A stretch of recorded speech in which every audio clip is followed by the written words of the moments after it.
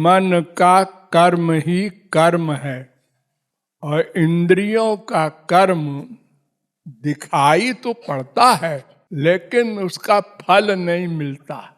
यूं समझिए कि आप लोगों की माँ, बहन, बीबी भी खाना बनाती है आपके लिए, और बड़े बड़े आदमियों के यहाँ नौकरानी होती हैं, नौकर होते हैं, वे लोग खाना बनाते हैं। तो खाना बनाने का तरीका तो सबका एक सा है और सब उसी प्रकार का सामान भी प्रयोग में लाते हैं। कोई नौकर ऐसा नहीं करता कि चीनी की जगह नमक डाल दे, नमक की जगह चीनी डाल दे। जैसे माँ खाना बनाती है ऐसे ही नौकर नौकरानी भी खाना बनाती हैं, लेकिन भीतर से अंतर है, बाहर से नहीं दिखाई पड़ता। भीतर से क्या अंतर है? मां का मन का अटैचमेंट है। बेटे को ये पसंद है, ये बनाऊंगी, और नौकर साहब का हुक्म हुआ है खीर बनाओ, बनाओ भाई, साहब ने तो कह दिया। यानी मन का अटैचमेंट उस नौकरानी का, उस नौकर का अपने माँ बाप पतिवाद में है, और मन युक्त कर्म कर रहा है। मन युक्त, बिना मन के कर्म नहीं होता। ये हाथ, पैर, आंख, कान, जितनी भी इंद्रियां हैं, ये मन के ऑर्डर के बाद ही काम करती हैं। मन में सब इंद्रियां होती हैं, इंद्रियों में मन नहीं होता। देखिए, आप लोग जब सपना देखते हैं तो मन के पास सब इंद्रियां होती हैं ना। ये इंद्रियां तो खाट पर है, रजाई के अंदर, और सपने में आप जो कुछ देखते हैं, सुनते हैं, सूंघते हैं, खाते पीते हैं, वो इंद्रियां कहां से आई? आपकी आंख तो बंद है, आपके पड़ोस में लेटा आदमी देख रहा है, ऊपर से रजाई है, और आप पैर से जंप कर रहे हैं, कहां कहां जा रहे हैं। यानी मन के पास इंद्रियां हैं, उसको इन इंद्रियों की जरूरत नहीं है, लेकिन इंद्रियां बिना मन के काम नहीं कर सकती। अगर मन कहीं लगा है तो इंद्रियां वर्क नहीं करेंगी। इसीलिए जब कभी आपके घर में आपकी बीबी नमक भूल जाती है और 2 बार भूल गई, तो आप कहते हैं आजकल कहाँ रहता है तुम्हारा मन। यानी मन तुम्हारा कहीं और जगह रहता है, इसलिए नमक भूल जाती है। इन मन युक्त कर्म और मन आसक्ति युक्त कर्म, ये दो प्रकार के कर्म होते हैं।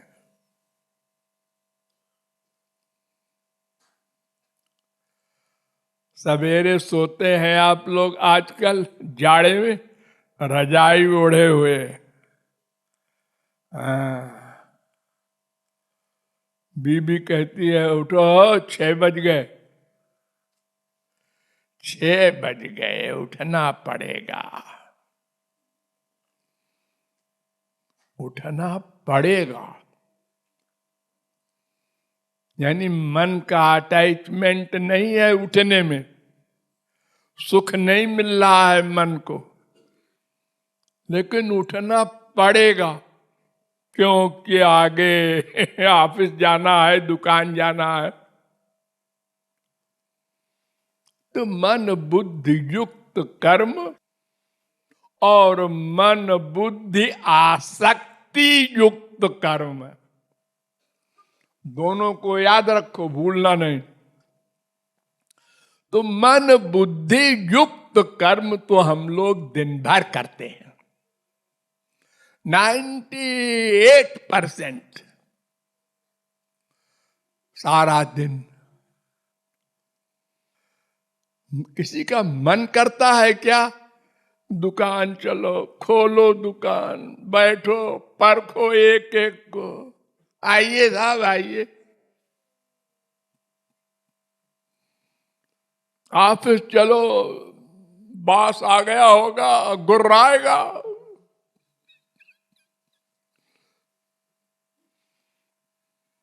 यानी मन बुद्धि युक्त कर्म दिन भर आप करते हैं, एक्टिंग कहते हैं उसी को लोग। आइए आइए, बैठिए बैठिए, चला गया कहाँ जाके बैठ जाते हैं साले, गाली देकर के।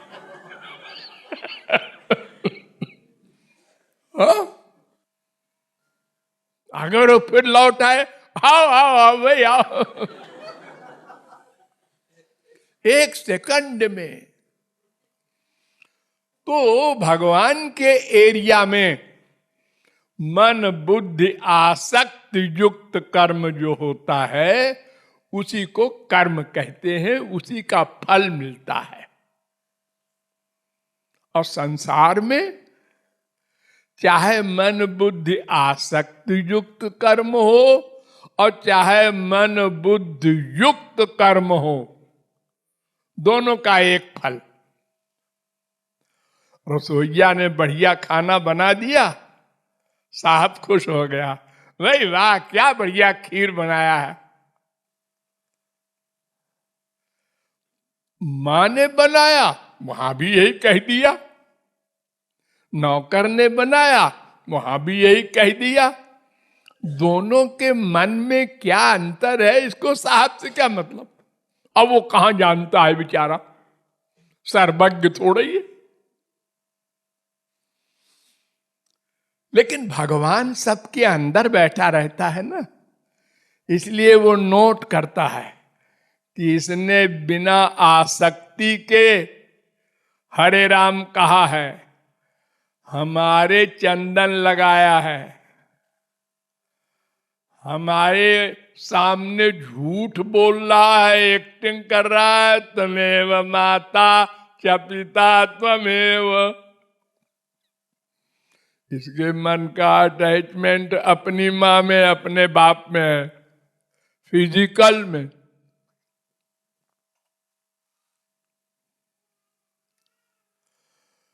तो मन से जो कर्म होता है, माने मन की आसक्ति से युक्त,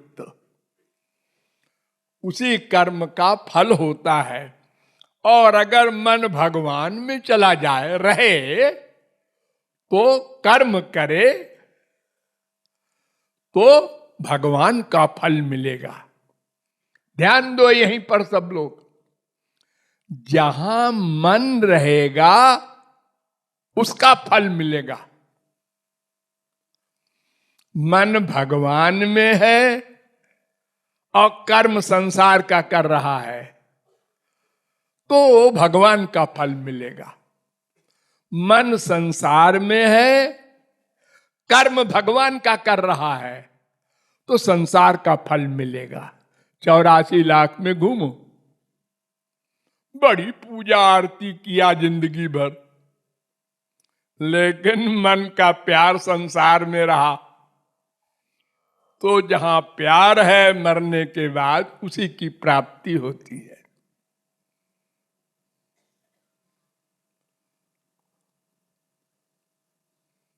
हमारे देश में क्या हो रहा है?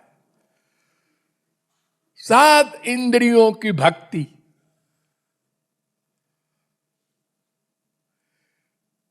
इसलिए मन शुद्ध होता ही नहीं, इसलिए करप्शन बढ़ता जा रहा है। 100 वर्ष पहले यहां जो बहुत बूढ़े हैं उनको आइडिया होगा कि जिस महकमे में करप्शन नहीं था वहां भी आज हो गया। अब पूजा पाठ कीर्तन भजन पहले से हजारों गुना आगे दिख रहा है।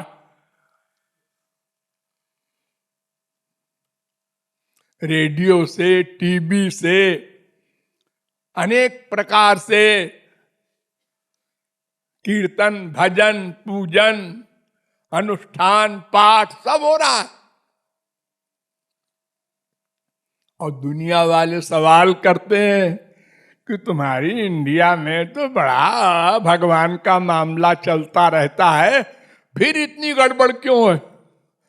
तो जो चलता रहता है वो इंद्रियों से, और गड़बड़ जो होती है मन से। गड़बड़ी तो मन से निकलती है ना। आइडिया पहले जो निकलेगा वो मन से निकलेगा। मन का काम है चिंतन, सोचना।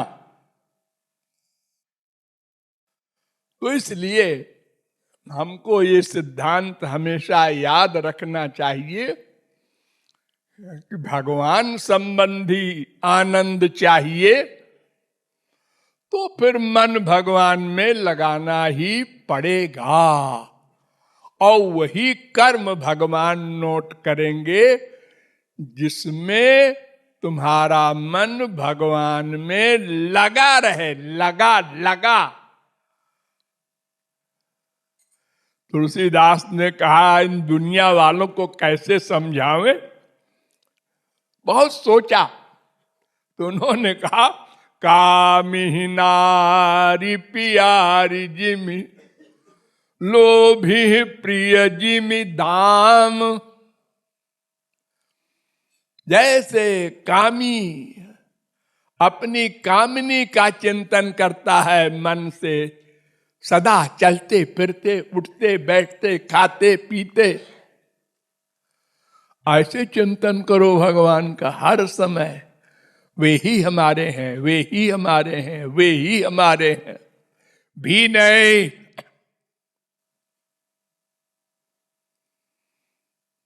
जैसे लोभी एक एक पैसे को किस प्रकार जोड़ता है।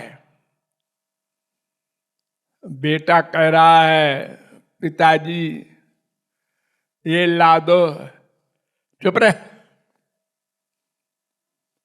अपना मन भी कह रहा है पैसा कम हो जाएगा। बीबी कह रही है हाँ हाँ ठीक है ठीक है। लड़ाई हो रही है घर में, माँ बाप बेटा स्त्री पति, और पैसा है। अरे है तो क्या हुआ, इन सब की बात मान ले तो खत्म हो जाएगा सब, फिर हम करोड़पति कैसे होंगे। तो ऐसे ही जैसे लोभी निरंतर पैसे को बढ़ाने का ही चिंतन करता है, ऐसे ही हमें अपने मन को भगवान में लगाने का ही अभ्यास करना होगा। अभ्यास ये न भगवान हमको करके देंगे न संत करके देगा, ये हमको ही करना पड़ेगा।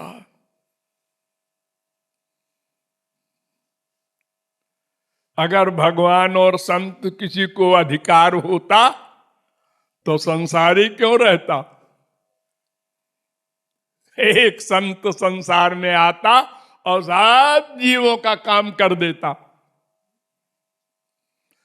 ये जो आजकल नाटक होता है ना, रुपया दे के अनुष्ठान होता है। पंडित जी अनुष्ठान कर रहे हैं मृत्युंजय का जाप, किसके लिए? दूसरे के लिए। वो बीमार है, मरे न। तो पंडित जी से पूछो, तुम भी तो नहीं मरोगे कभी, क्योंकि तुमको तो पता है तुम दूसरे को जब जिंदा रख सकते हो तो अपने आप को तो जरूर ही रखोगे। ये दूसरे के लिए कुछ नहीं होता, सब अपने को करना पड़ेगा। स्वर्ग तक स्त्री पति का साथ रहता है। अगर स्त्री पतिव्रता है, एक बार भी पति के खिलाफ नहीं सोचा, लड़ाई नहीं किया, दुर्भावना नहीं किया, ऐसी पतिव्रता कोई है तो स्वर्ग तक उसको आधा फल मिलेगा, भगवान के यहां नहीं।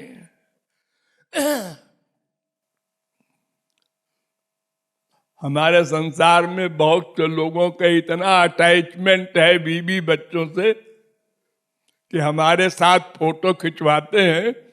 जब उनको बताया जाता है कि देखो भाई ये भगवान का मामला है, अकेला अलग अलग, हम दोनों एक साथ चाहते हैं।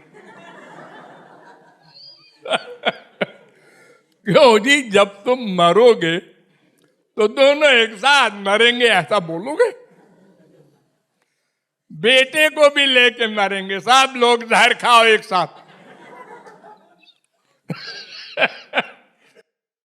हो इतना अटैचमेंट, तो भगवान के यहां ये सब नहीं चलेगा।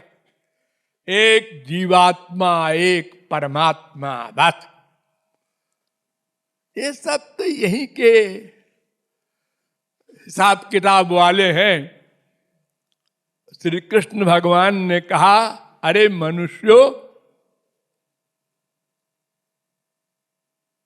पुत्र दाराप्त बंधु नाम संगम पांथ संगम। जैसे ट्रेन जा रही है दिल्ली से लखनऊ और 10 स्टेशन हैं, तो एक कंपार्टमेंट में 25 आदमी बैठे हैं, आपस में हम लोग बात करते हैं, आप कहां जा रहे हैं? फालतू बैठे हैं, क्या करें? उसने बताया स्टेशन का नाम, यहां जा रहे हैं। अच्छा अच्छा, स्टेशन आ गया। अच्छा साहब, अब चलते हैं। अरे साहब, मैं अकेला रहूंगा फिर तो। साहब आप भी चलिए। अरे साहब ऐसा कैसे होगा, हमको तो लखनऊ जाना है।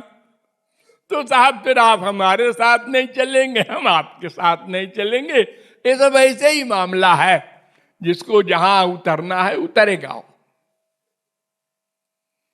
ऐसे ही ये माँ बाप बेटा स्त्री पति का साथ है, सब भगवान के यहां से बंधा हुआ है। तुम 20 दिन रहोगे साथ, तुम 20 महीने रहोगे, तुम 20 साल रहोगे, और तुम पिता हो ना, हाँ, तो तुम्हारे सामने नाती और बेटा सब मर जाएंगे, तुम सबके बाद में मरोगे। अरे ऐसा कैसे जी? उल्टा उल्टा नहीं है, तो कर्म के अनुसार फल मिलता है। तुम्हारे भाग्य में ऐसा ही है। धृतराष्ट्र ने कहा कि मेरे 100 पुत्र सब मारे गए, हम अकेले बचे अंधे। श्री कृष्ण से उसने कहा, हमने कौन सा पाप किया ऐसा? तो उन्होंने कहा, तुम्हारे अनंत जन्म हो चुके हैं पहले, सब जन्मों की याद है? नहीं, सबकी तो नहीं याद है। तो फिर तुम क्या हिसाब लगा रहे हो? इसलिए अपना अपना हिसाब सोचो और अपना अपना कल्याण सोचो, अपनी अपनी साधना बढ़ाओ। अकेले आए हो, अकेले जाओगे, अकेले हिसाब होगा। और मन से ही सारे कर्म का संबंध रहेगा।